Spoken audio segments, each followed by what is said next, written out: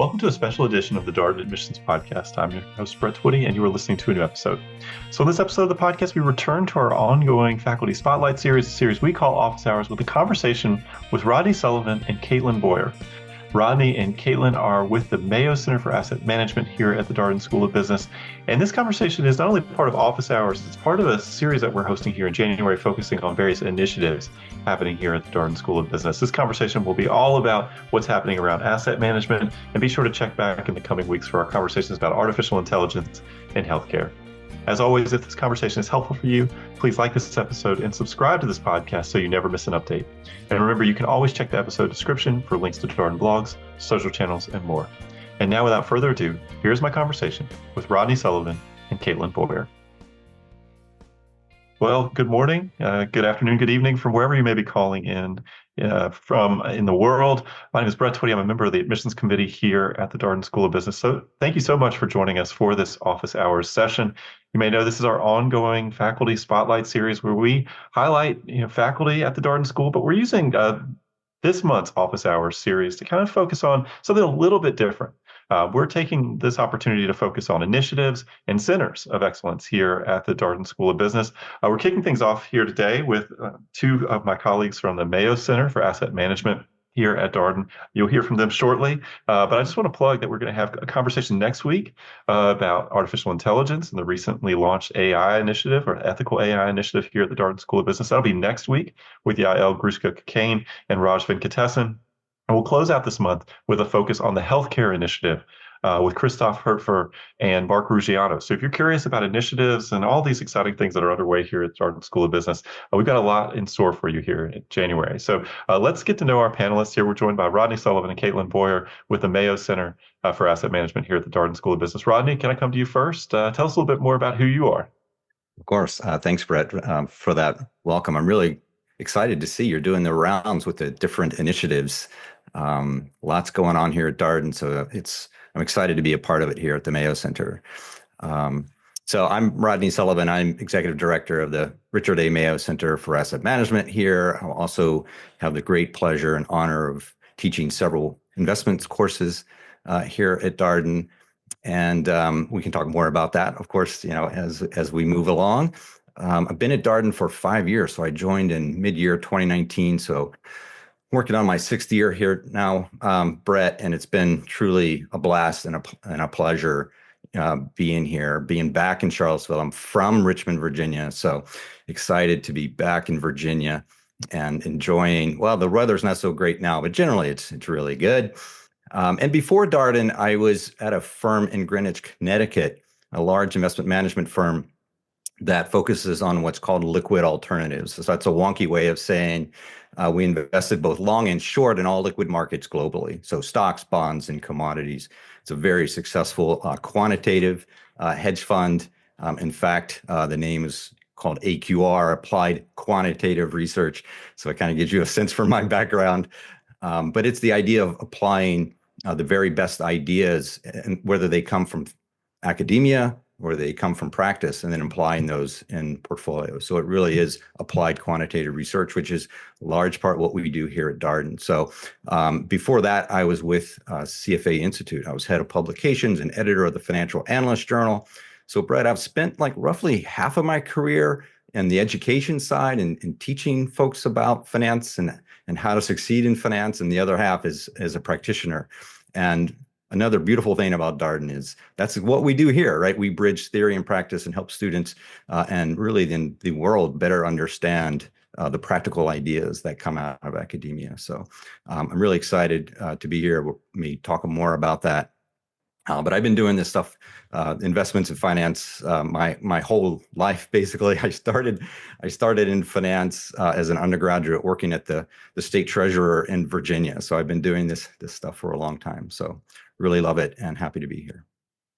Yeah, thank you so much, Rodney. And I will just give a quick plug for this. If you're interested in learning a little bit more about Rodney, he was actually on our podcast, our admissions podcast, a little while ago. You can find that out there. Both we have 2 podcasts, Experience Darden and the ExecMBA podcast. And so if you're interested in learning a little bit more about Rodney, take a listen to that episode. All right.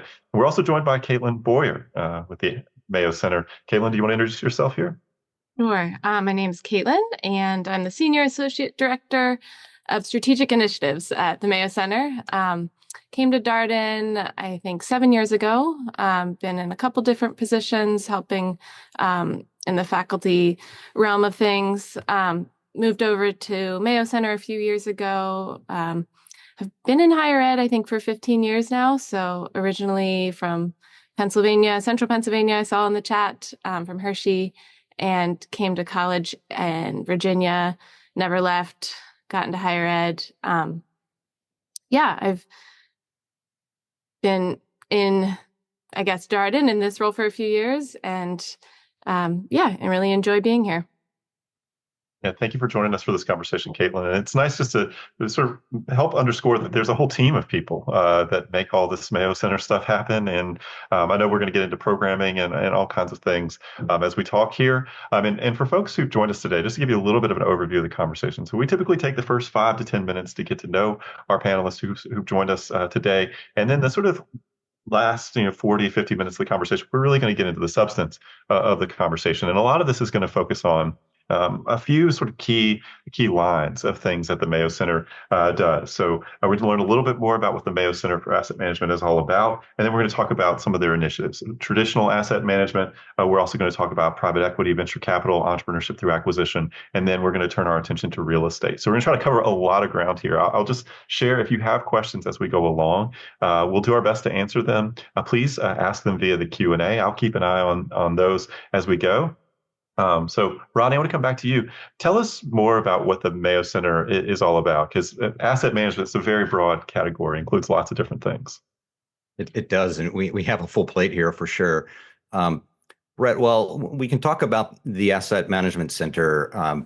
Maybe before I get into that, it's important, I think, to note that one of the things that brought me here to Darden like 5+ years ago is that I think we all know that the world is changing quite rapidly, not just in finance, but of course everywhere. And in finance, I view that the industry's at an inflection point.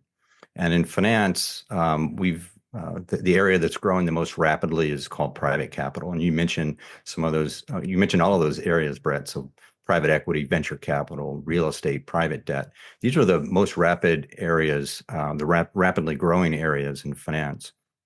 And so for me, coming to Darden, we can take that as an opportunity.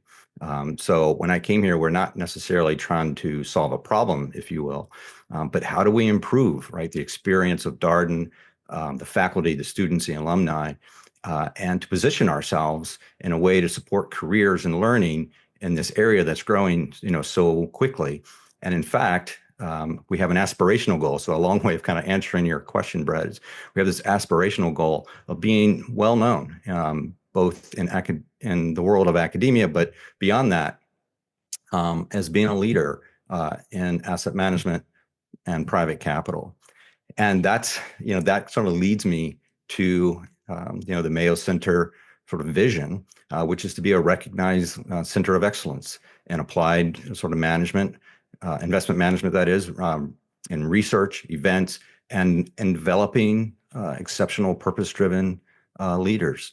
So we're going to do that by being a hub for insightful, inclusive thought leadership in all areas of finance. And so it's an aspirational mission and vision.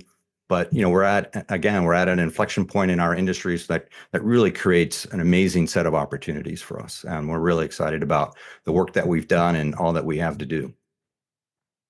And Caitlin, I know you work closely with the programming side of things. What do you enjoy about that work? I enjoy working with the students and getting to know some of the alumni. Darden in general has been a great community to be part of.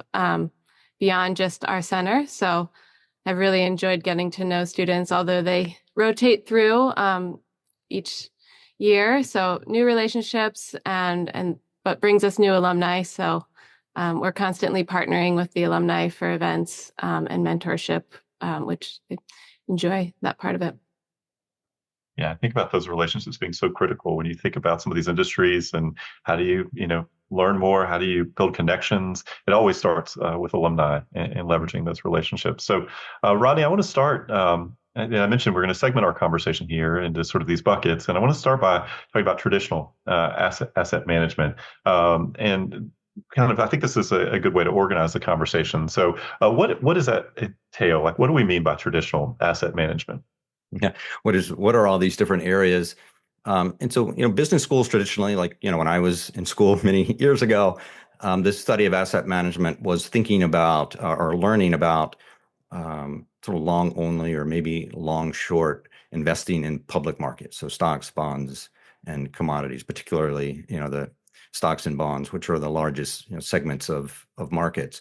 And so when we talk about traditional, we didn't know exactly like how to characterize this, but when we think about traditional markets, we're thinking about doing that, right? So you think about like Warren Buffett, right? He's a traditional sort of asset manager. He's been doing this for, I don't know, 70 years or something like that. He has an astounding track record. So what is it about Warren Buffett that makes him so special? What are his skills? What does he do that makes him so successful? And being well-rounded is a big part of that, right? So it's not just a narrow focus on investments, but being a well-rounded leader is part of it, which is part of the Darden curriculum. So when I think about traditional asset management, that's sort of one way to think about it. And business schools traditionally, and still are, and we still are very good, right, at learning about that part of the world. Now, the opportunity again is going beyond that, right? So as the world has evolved and changed into more about private capital, like what is that space? And we'll talk about that. But in terms of like the learning on traditional asset management, I probably won't do a very good job of listening to all the classes. Probably that wouldn't be very interesting. I'm happy to take questions, from folks that are listening. But some things that are like really exciting are sort of fun for me to be involved with. I mentioned that I am involved with teaching a number of classes. And I would say the capstone experience here is Darden Capital Management, which is a course, but it's also students applying the skills that they've learned here at Darden to actively managing a live portfolio. So there's a group of roughly 30 students who manage 6 different funds, long and long short and equities. And also now real estate, by the way, we'll talk about that, which is the 6th fund that we've added about 2 years ago. So it's a very active group that's managing a sleeve of the endowment, so over $30 million that are being managed now by this group. So it's a course, but it's also like hands-on experiential learning that we talk about. There's a parallel course for this called the Darden ExecMBA Fund. And as far as I know, Brett, it's the only executive portfolio management team in the country. If there's another one, someone please let me know, but it's the only one that I know about. And we launched that about the time that I was joining here at Darden. And it's also been quite successful. We manage a sleeve of the endowment. And currently we have about 15 students that are participating in that program. We meet regularly. It's very rigorous. This is not a stock club. This is a term. So yes, we meet to talk about stocks, but it's very organized and very formal.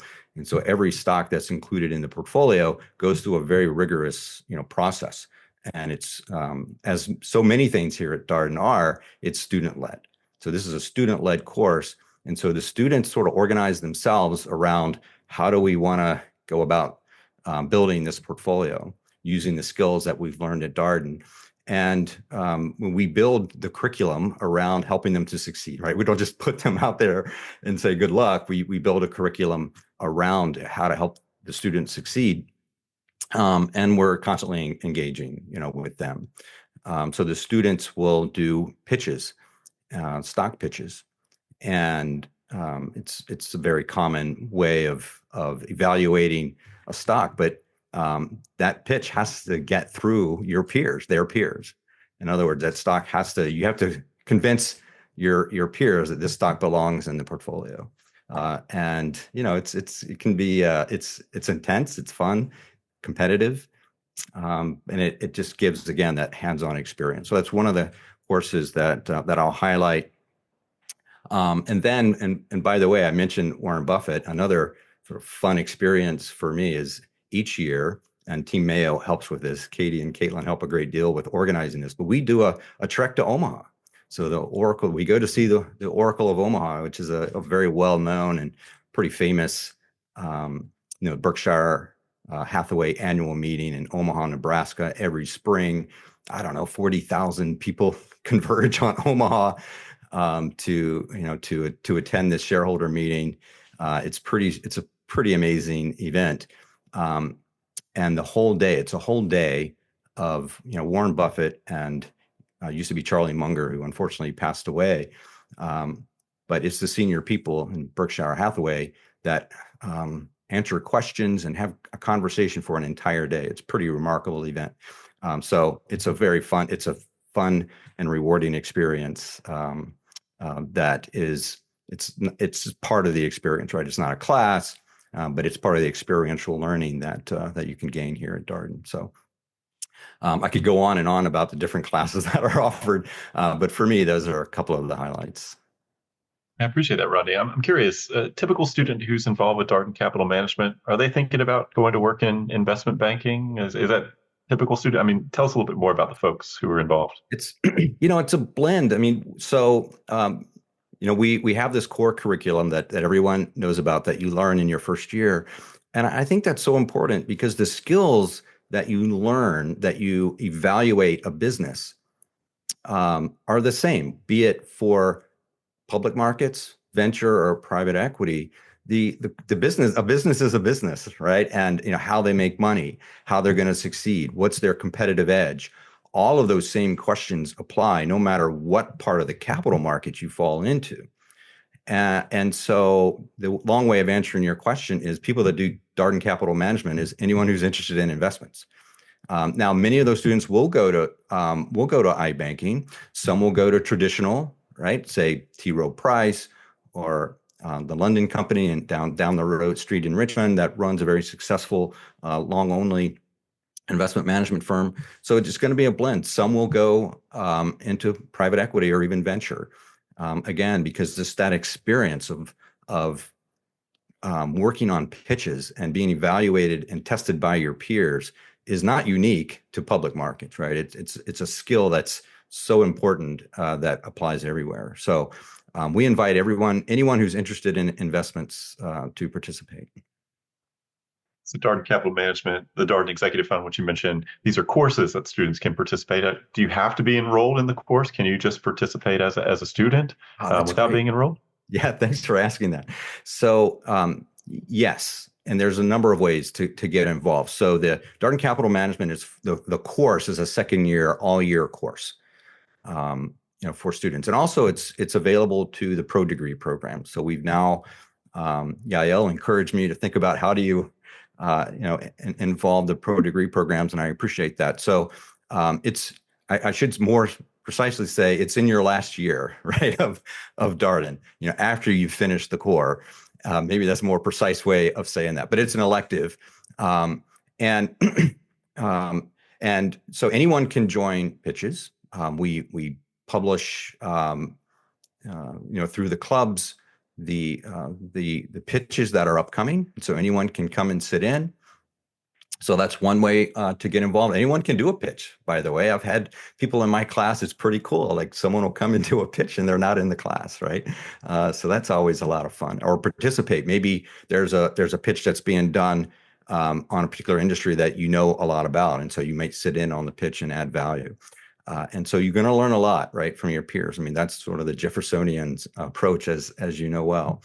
So that's one way. There's a couple of ways to get involved. The other way is if you're a first year, you're just entering Darden, how do I get involved besides coming to the pitches? Is you can help work on the pitch, the research, to do the research that's involved in putting together a pitch. So how do I learn about like, what is a pitch? What does that even mean? What are not only the skills I need, but like, what are the components of a successful pitch? What does that look like?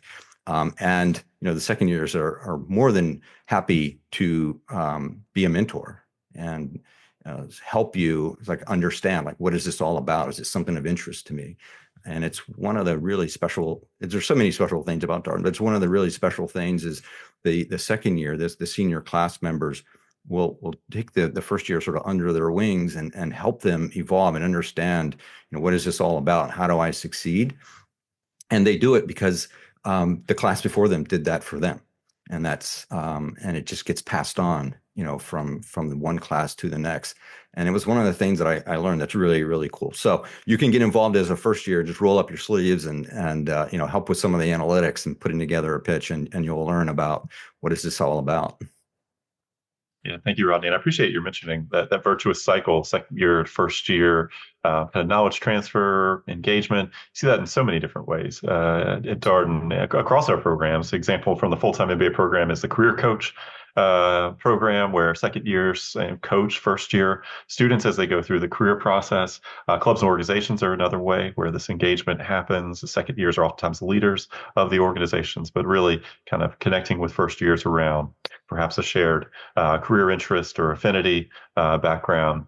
And then, when we think about our professional degree programs, we have so many of our executive MBA students either help out as tutors or just as resources for folks as they're navigating, adapting to life in balancing work, life, and school. So I appreciate your mentioning that. Can I add one other thing? So one of the things we do for first years as they're arriving at Darden in August is we do a welcome event.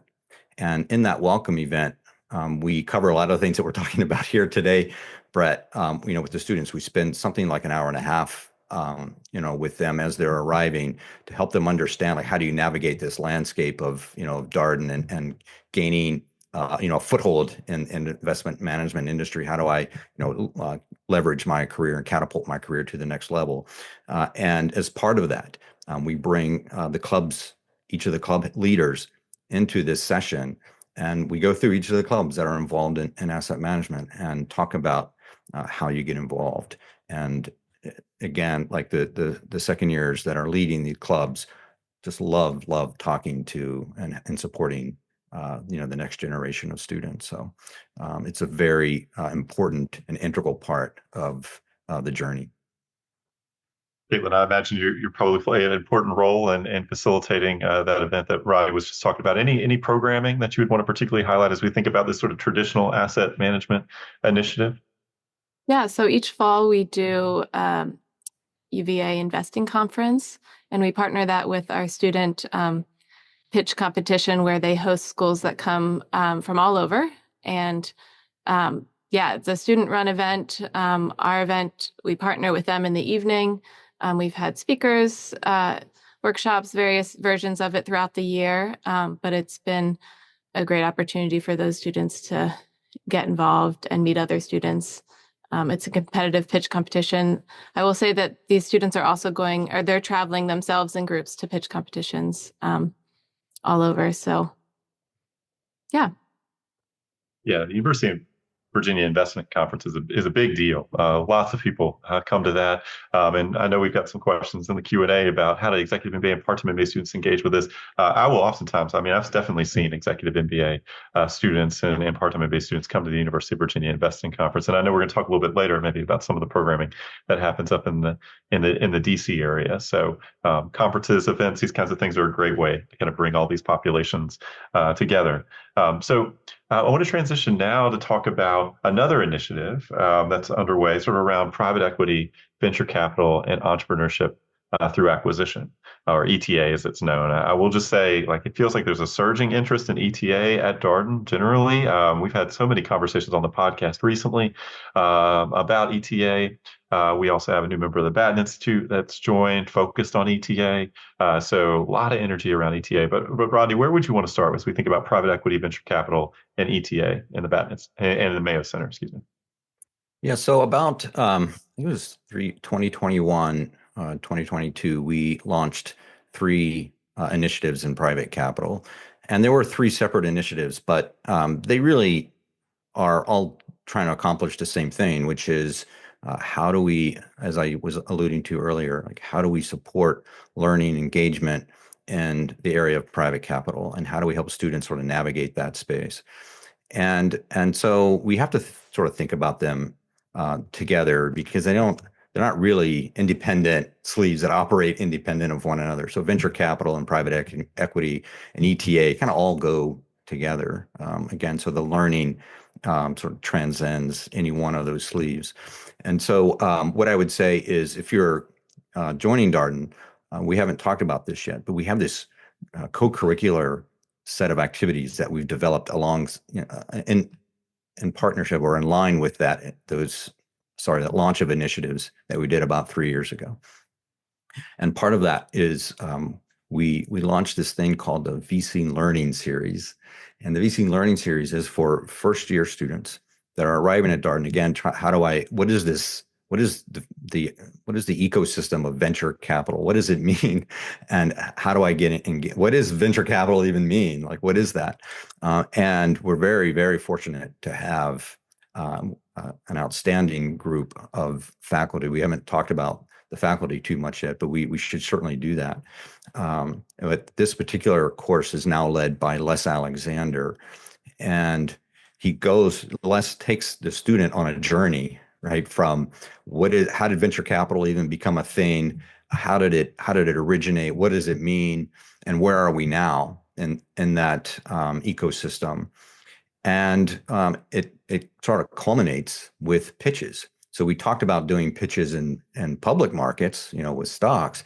Well, we have pitches also, pitch competitions for venture capital and also real estate that are very active and helping students to understand what does it mean to deeply engage and making decisions in this business.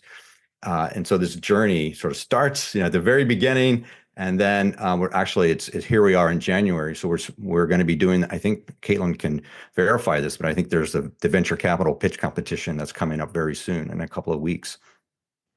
And so that's one way, right, to get engaged. But as part of that venture capital learning series, it's not just for people interested in venture capital, right? So it's if you want to get involved in private equity or entrepreneurship through acquisition, also this series is going to be very important for you.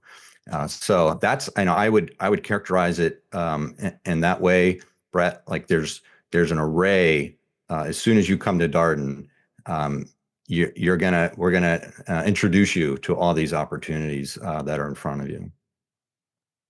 Yeah, Ronnie, if you wouldn't mind, gotten a couple questions here in the Q&A. I think oftentimes we talk about these things like folks know exactly what they are, but can we do a little bit of defining here just to make sure that we're all on the same page? Because I think this is one of the things people look at MBA programs and kind of struggle with is like people throw around things like private equity, venture capital, entrepreneurship through acquisition, but maybe not always sure exactly what it is. So what is private equity? That's great. So thanks for that question. We had to back up.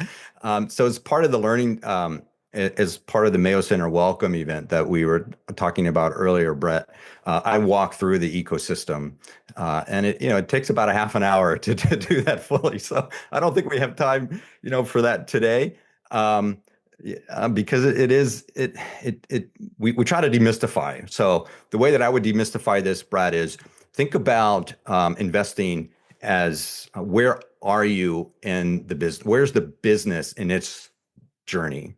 Right. If it's a very early on, if it's a startup, right? So it's just a startup being initiated by a couple of entrepreneurs, then you're considered venture capital, right? You have a new venture that you're looking to succeed with, and you're looking to find capital to help support that new venture, right? So that's early in the career of a business. So that's venture. As you evolve, as the business grows and succeeds, now you're farther along that curve. And that's where private equity maybe comes in.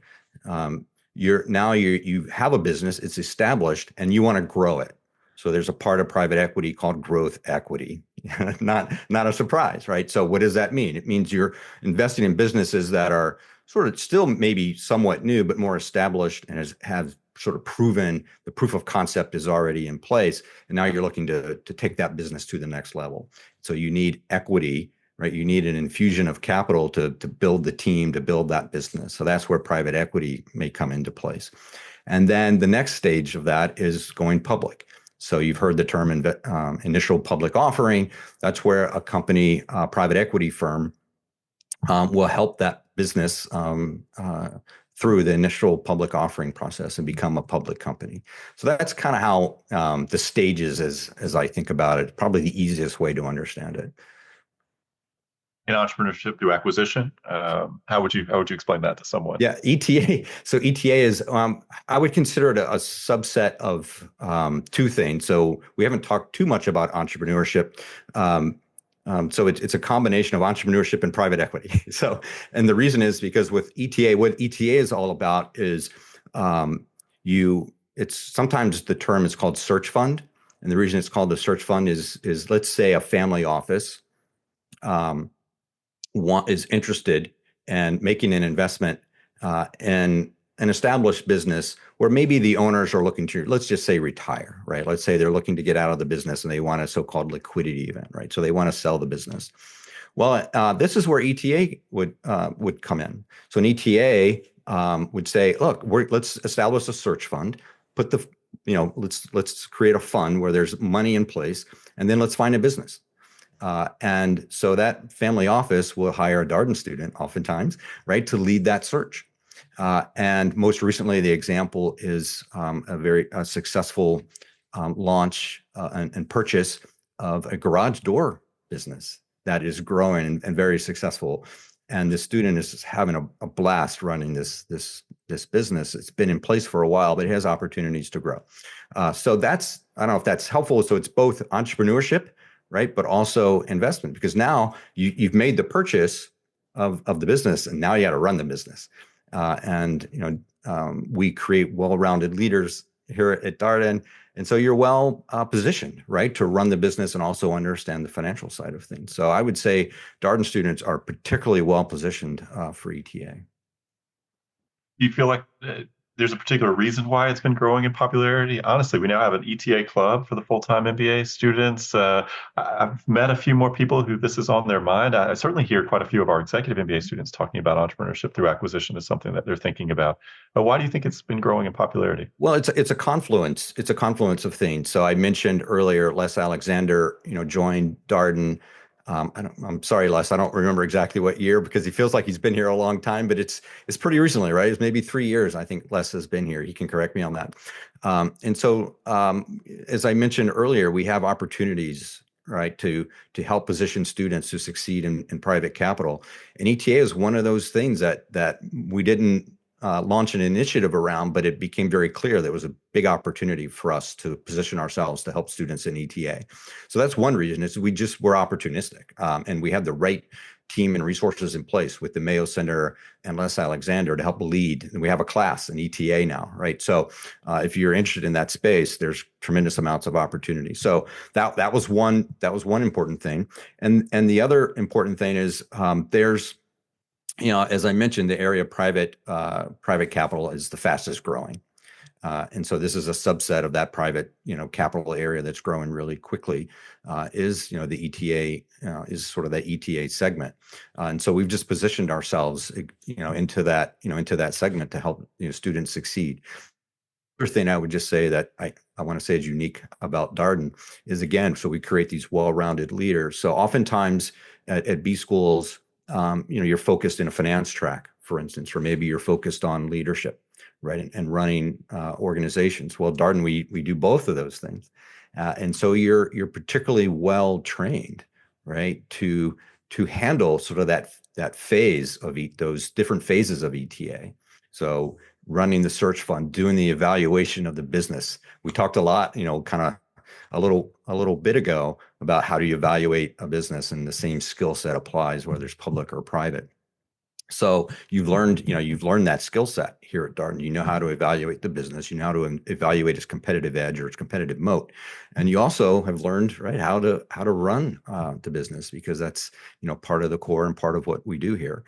So I would just argue that Darden students are particularly well positioned. I've said that before, but it's one of the things that we've just been opportunistic in pursuing, and it's been very successful. So we're, it's great when, you try some things out. Like one of the things we have to, this is, we're at an inflection point. You don't know necessarily which direction things are going. So you need to be opportunistic, and cool thing about Darden is that's what we do. So we're going to try things out, see if they work. And if they work, we'll do more of it. Yeah, I appreciate your sort of underscoring the generalist orientation of our MBA programs. Everybody takes a core. There's no placing out of classes here at Darden. The core in the full-time MBA program is essentially the first year. Executive MBA program, it's the first year of the program. Part-time MBA is about 18 months, and then you move into an elective period. And it's funny talking with the students as they get to electives. I don't always get the impression that their decisions are being driven by a concentration or really wanting to sort of earn a concentration. It tends to be more, I'm just interested in these classes, or I wanted to take this particular class with this particular professor, or they're curious about this. I wanted to challenge myself in new ways. I think that might be surprising to some of our attendees today. Darden, again, sort of underscoring sort of general management idea, a lot of value in breadth and being exposed to lots of different things. Yeah, our one of our outgoing club leaders, said it's sort of build your own adventure, here at Darden. So the first year, is the core. Then of course you're engaged, as we said, with the clubs, and then in year two, you're selecting those courses that you find will be most beneficial, right, to your journey. And so it is sort of a create your own adventure, and alongside that we continue, right, the co-curricular activities with speaker series and all these UVic that we talked a bit about. So there's a lot of ways to sort of plug in and do a deeper dive right into the areas of interest for you. Caitlin, I want to come to you and talk a little bit more about programming around private equity, venture capital, ETA. Anything you would want to highlight? Well, just going back to ETA for a sec here, we have in September, mark your calendars now, September 5th through 6th, the Southeast Entrepreneurship Through Acquisition Conference is coming to Darden. So that's a big deal for us.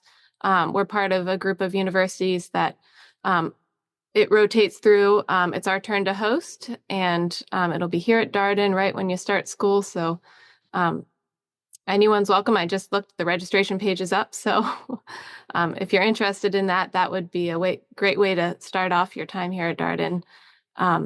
Again, anyone can join for that. Other programming, we have the learning series that happens in the fall.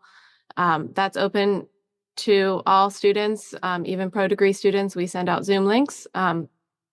And we do a speaker series with each of these initiatives. So we'll get to it later probably, but the real estate initiative, we partner with our center across grounds. It's a pan-university center, but they host great speakers over there. And so we attend those as we're able. There are some job treks that happen. Real estate in particular does a job trek to DC, one to Richmond, some networking events. As you'll learn, networking is key in private equity, building those partnerships and relationships. We try to host as many alumni between the clubs and our center. There's a partnership there, and we'll bring in folks just to simply allow for networking and conversation. Since as you learned, each part of these initiatives is so broad in a lot of ways. There's a lot of different pathways you can take. We try to expose students to all of those, or as many as we can. This spring, one of our keynote events, we have the Venture Capital Conference happening in March. It'll be our second annual conference, and that actually happens up at the Sands Family Grounds location in DC. And it'll be an all-day event with speakers and workshops. It'll be, we sold out last year, and we're probably on our way to selling out this year. So space is limited, and get your ticket now is all I can say. But yeah, Rodney, did I miss any major events? I'm trying to think. We do a lot of events. We try to diversify our programming and find something that interests everybody. No, this is great. I would also point out that the team is working with Les Alexander on the second annual Venture Capital Conference. So, Caitlin, would you maybe want to talk a little bit about that, if that's okay with Brett? Yeah. So that is, March, and it'll be in DC. Les is bringing in speakers from all over. We're building out the agenda now, so I can't really give you any insight onto who's going to be there, but we keep our website pretty updated.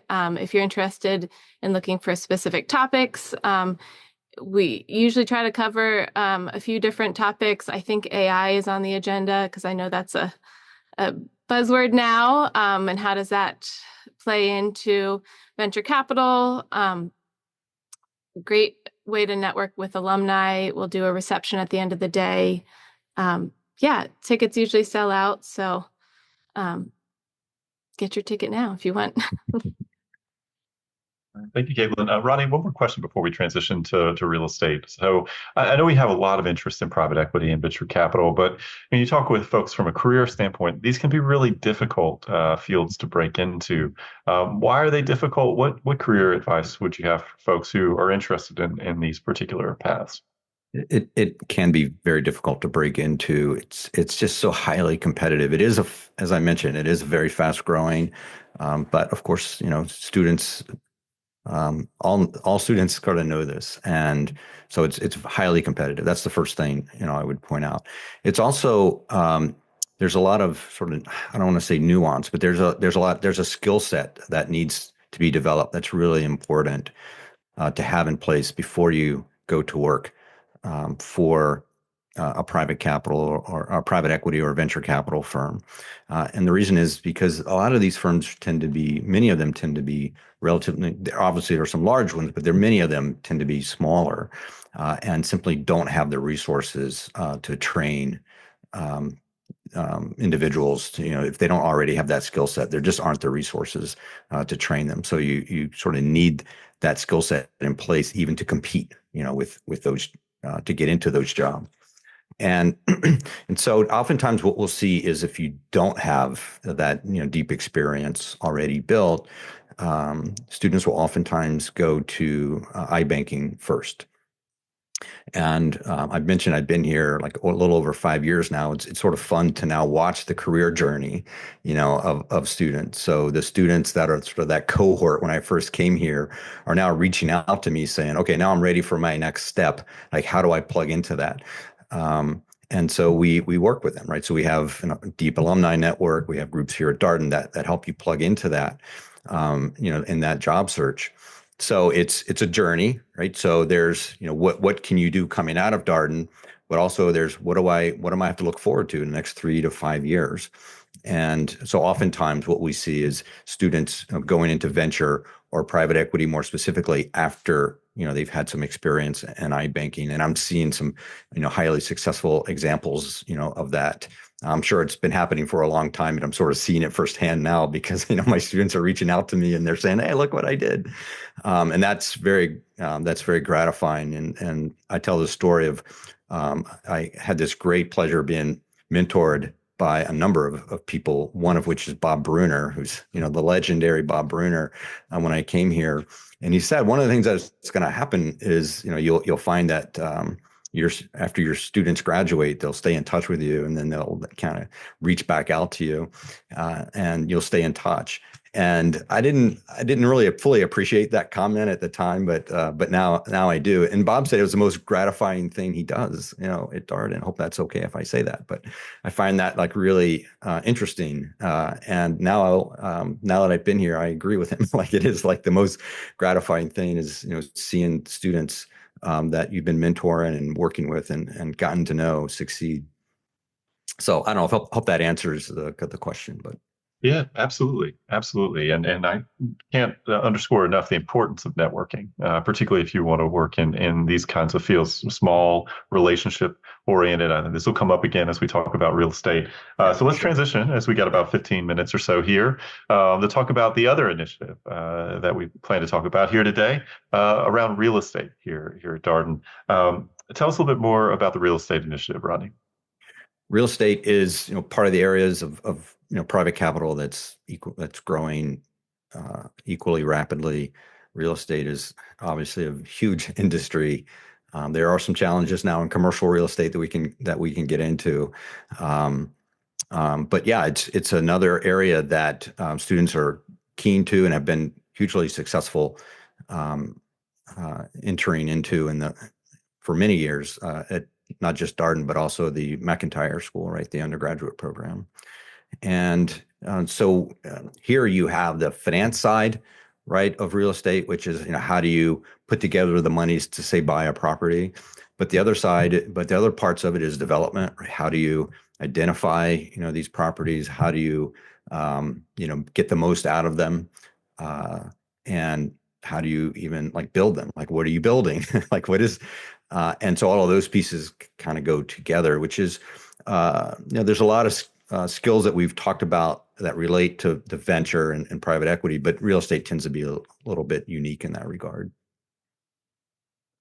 I appreciate that. Any particular courses you would want to highlight for folks who are kind of curious about this from a curricular standpoint? Yeah, I mean, so we've launched these initiatives, and what we found is the things that we're doing in one of these initiatives apply to the others. So, this idea of networking, right, is not unique, right, to venture and private equity. It's equally important in real estate. And so a lot of the activities, you'll see, overlap in terms of what those activities are. So in real estate, we identified this wonderful opportunity to partner with the McIntyre Center for Real Estate in the Built Environment. So this is a center that was launched at McIntyre, I want to say about 2 or 3 years ago. But they've been working on this, this center for a while and developing this center for a while. So they have sort of a Mayo Center. So the Mayo Center does a little bit of everything in asset management, but McIntyre has a center that's focused on just real estate. And they have a wide network of alums. And it's been a lot of fun getting to know that group. And, like so many things at UVA, we reached out to them and, they said, hey, it was very open arms. We were welcomed with very open arms. How can we work together, right? How can we make each other better? And so we've been doing that, right, since we launched a real estate initiative, 3 years ago. And Caitlin can talk more, but there's a like the other things we do, there's curricular activities and then there's co-curricular activities. I'll talk on the curricular side, and then Caitlin maybe can weigh in on the other things that we do that we've been ramping up. But on the curriculum side, we have a number of courses that are training that we do for the students. So there's particular software called Argus, right, that you need to learn to master, right, if you're going to be on the finance side in particular. And so we, again, work with McIntyre to put students into this training program so you can learn the tools. And then that feeds into, of course, the core, but then also the electives. You have several electives in real estate, that are open to you. We have a adjunct faculty called Tony Smith, who's had a long and successful career in real estate that just kindly generously donates really his time to teach the students, and we're grateful to have Tony's engagement. So there's a number of courses that are being offered as electives in real estate. And again, Caitlin's going to talk about the co-curricular, but that's also where you get a lot of learning experience. Yeah, I'll also add we have a partnership with the architecture school where students can take a couple electives there. So that's if you want to expand, there's real estate development, applied real estate that the architecture school offers. So that's part of the partnership. And one of the great things about having the Center for Real Estate that brings us all together is that we can share courses and expand on the opportunities for students. So at Darden, we've been hosting the real estate conference that the Center for Real Estate actually puts on, but we've been a key partner in that, hosting it at Darden in Charlottesville, and that's on its second or third year, I think. It's an annual event, happens in the fall. We also partner with them for job treks. That's probably one of the best ways to learn about real estate is to go in the field and see what folks are doing. There's so many different aspects to it. We'll be in board meetings one day and on sites in construction gear the next day. So it's really an experiential opportunity for students to attend spring and fall. I'm trying to think, just looking at my notes here. And Rodney mentioned the professional trainings that we do, a lot of them in partnership with the center because we want to maximize our opportunities here. the Argus training. We'll bring in speakers, and we've bring in a variety of alumni to meet with our club. So our club is an active part of this equation as well. And I will say that all the clubs, the private market clubs in general, have been a really strong partner in what we do at the Mayo Center and across Darden. If you're at all interested in these areas, join the club first and come to our events. So I'll emphasize that aspect. But I think I would add just one thing. We mentioned the pitch competitions earlier. This is another area where pitch competitions are really important. So we have the training, right, and the software, tools, and then you apply those tools, right, in developing a pitch, and working with the real estate club, the Mayo Center sponsors a group of students that go to UT Austin. They also go to UNC. To participate in these pitch competitions.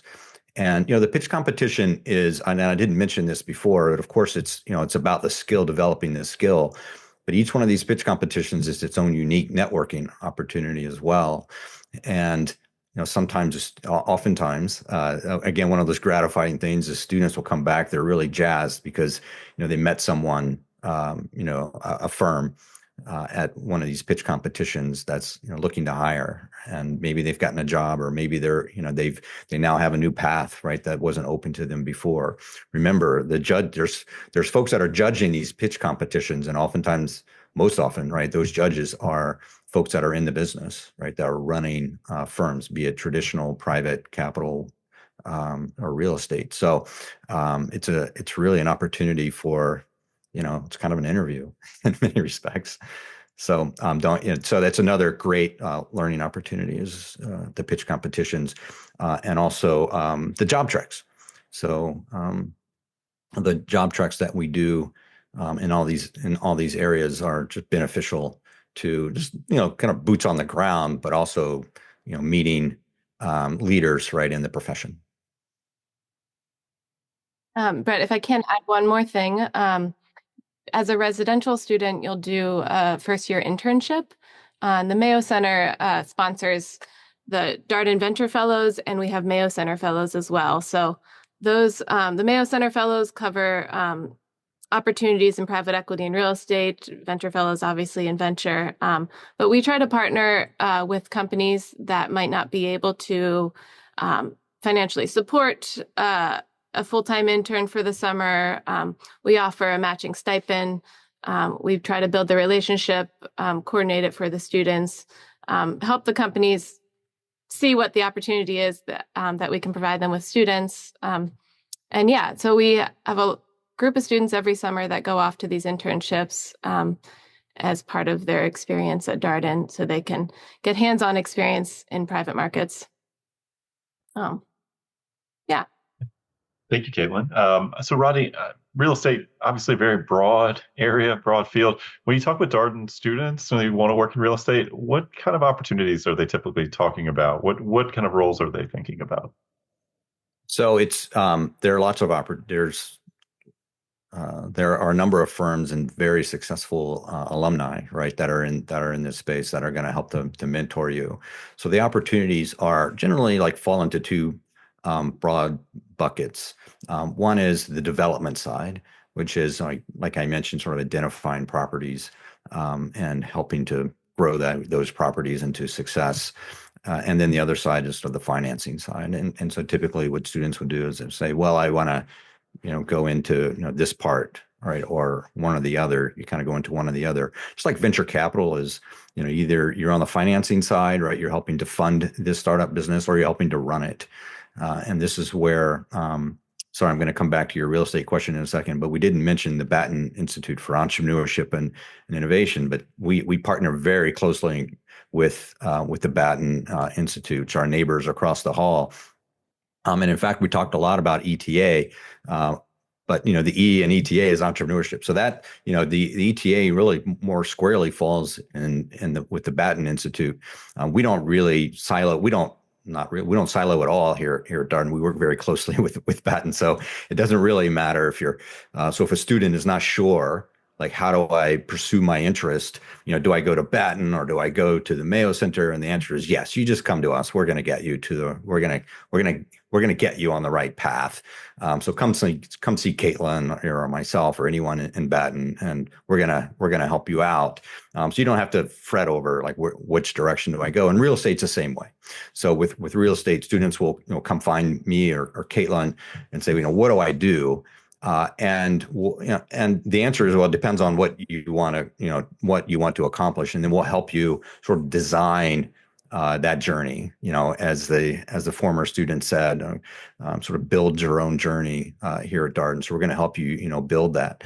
And if for some reason that we don't already offer the course that you're looking for, or the experiential learning that you're looking for, we have another thing that we haven't talked about, Brett, and that's independent studies. We do lots of independent studies around the Mayo Center. Our faculty, so we have two academic directors, Elena Litskina and Pedro Matos. Elena especially does tons of independent studies. I know Les Alexander does them. I do them as well. So if there's something where you come to us and like, well, I want to learn something, I want to really zero in, I want to own my skills in like this one particular area. I want to be, want to be able to go to market with that skill and have the confidence. Come see us. Like we can work on an independent study with you. So it's really sort of we'll help you to design, that journey so that you're successful. Yeah, thank you, Rodney. I want to come back to a question we got here in the Q&A. You mentioned earlier that there's a real estate fund within Darden Capital Management. You want to talk a little bit more about that? Some folks are interested in learning more about that. So, as I mentioned, like students come to us and say, this is what we want to do. And when I first arrived at Darden, a student came to me. It was in August, and I just arrived. I'd been here a few months, and he said, "We need a fund. We need a real estate fund." And I said, "Well, okay, let's talk about what that means." And so we began this journey, right, of launching a fund within Darden Capital Management that focuses on real estate and real estate adjacent, businesses. It's not private capital; it is public markets. But again, like I said before, the skill sets, there's a lot of overlap. And so it took a couple of years because we had to get board approval. We had to create a pitch. We had to be able to convince the board that we're going to succeed with this once we launch it. And the board is funded it, for us. So we made the pitch to the board, and the board said, here's some money. You're approved to launch this new fund, and then they funded, right? The board voted to fund this new real estate fund. So I think it's called the Colonnade Fund. Caitlin can correct me on that. I think it's called the Colonnade Fund. So it's our sixth fund. I think there's 5 students that are involved in running that fund, and it's been just a really exciting for growth opportunity, right, for us as Darden, but also provided students, the necessary sort of opportunity, right, to gain that hands-on experience and evaluating these businesses. So that course sort of feeds, feeds back into the pitch competitions. It feeds back into the learning of real estate and how do I take these skills and apply them. So it's another sleeve, right, within the sleeve of funds that are run within Darden Capital Management, and I should say it's been hugely successful. We still have some work to do there, and developing the skill sets, but it's come a long way in just a few years. So it's another just part of the I mentioned before about being opportunistic, right, with things that come our way, and this is one of those examples. All right. Well, one more question as we wrap up here. Thanks everybody for joining here. We sometimes ask for advice, this kind of thing, but I wonder, Rodney and Caitlin, if it would make more sense just to ask for like next steps. Let's say someone's gotten really interested in what we talked about here today. Obviously, we've covered a lot of ground. We talked about these 3 initiatives within the Mayo Center. Talked about everything from traditional asset management to private equity, venture capital, ETA, to now real estate. All these different funds, Darden Capital Management, et cetera.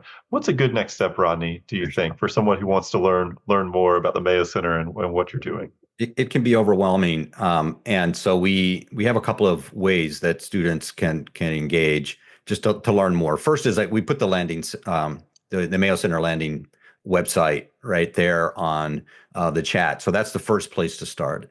Caitlin joined us, I think it was 2 years ago now, 2.5 years ago, something now. And, as part of her energy and effort when she first arrived is, how do we put a website into place that can, provide students with information about all the different things we're doing. So, this website is very functional. It's all the different things that we're doing, both curriculum wise, but also the events and programming and the clubs. It's really all encompassing. So she's made that website so that it's I think a very useful and vibrant site that folks can go to learn more. If you're a student, then the other thing we haven't talked about this, but Caitlin is also, she does everything for us, right? So the other thing she's been leading is an intranet site, so a portal for students. And so within that, so we have a lot of information here on the extranet site that's open for everyone. But then there's that portal that's for students, and it is even more detailed. It is everything that's happening in that space that is of interest to you. So if there's a speaker coming, not just the events, but not just the major events that we list here, but every speaker, pitches, everything that's happening around that ecosystem is on that portal. So you'll want to tap into that, and then that's the second thing to do. And the third thing is talk to the club. Be sure to engage with the club leaders if you're not already. That's really important to do. And then Caitlin and I, of course, are available as well. Yeah, thank you, Rodney. I'm going to slip in just a quick bonus question before I ask for Caitlin's next step. We've got a few questions here about connections with the CFA Institute. I know you came from the CFA Institute. CFA Institute is headquartered in Charlottesville. Any connections between Mayo and the CFA, or Darden and CFA? Yeah, absolutely. So we are, I forget the formal name now, but we're essentially a university partner. And so we support the CFA curriculum and program. We offer a limited number of scholarships for students in the fall. And so if you're coming into Darden, or even if you're the second year, you can apply for one of those scholarships that supports registering for the CFA exam. We have, I don't know, Brett, I think it's maybe 30 plus students, right, that will sit for the CFA exam every year. So we have a large and vibrant group of either they're already charter holders or somewhere in the program. As we know, it's 3-year. The CFA, and I can talk, if folks want to know, I can talk more about the curriculum itself, but it's 3 exams. So it takes a few years to work your way through that program. So there's students, at various stages of the journey with the CFA. And, our curriculum, of course, supports the CFA, but we also do explicitly, right, through the scholarships I mentioned.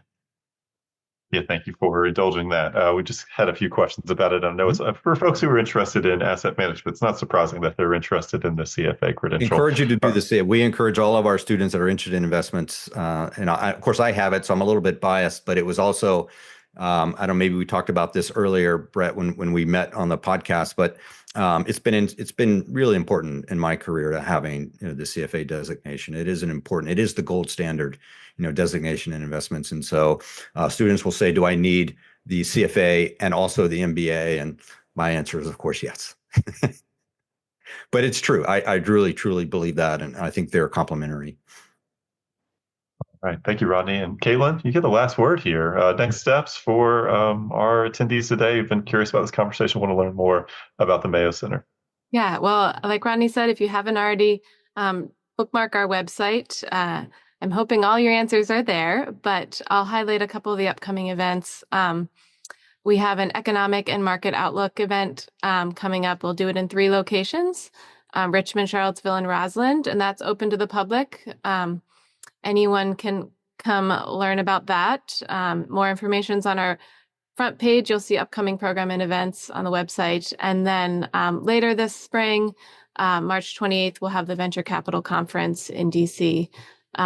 So check out those events, review our website, reach out if you have questions, contact the clubs. And also I'll add the faculty here are really willing to have conversations. So if you see a faculty doing research that interests you, reach out to them as well. So Yeah. Thank you, Caitlin. And thank you, Rodney, for all your time today. I know we've gone a little bit over, but there's just so much to cover. So many great things happening at the Mayo Center. And I'll just plug this for folks who may be watching the recording or listening to this. We will share out this conversation on our admissions podcast, as I mentioned earlier, Experience Darden and the ExecMBA podcast. These are our two admissions podcasts. Experience Darden is a bit more focused on the full-time MBA experience here. And then ExecMBA podcast, we share conversations about the executive MBA and part-time MBA programs. The Mayo Center's landing page is darden.virginia.edu/Mayo, Mayo, just like the condiment, -center.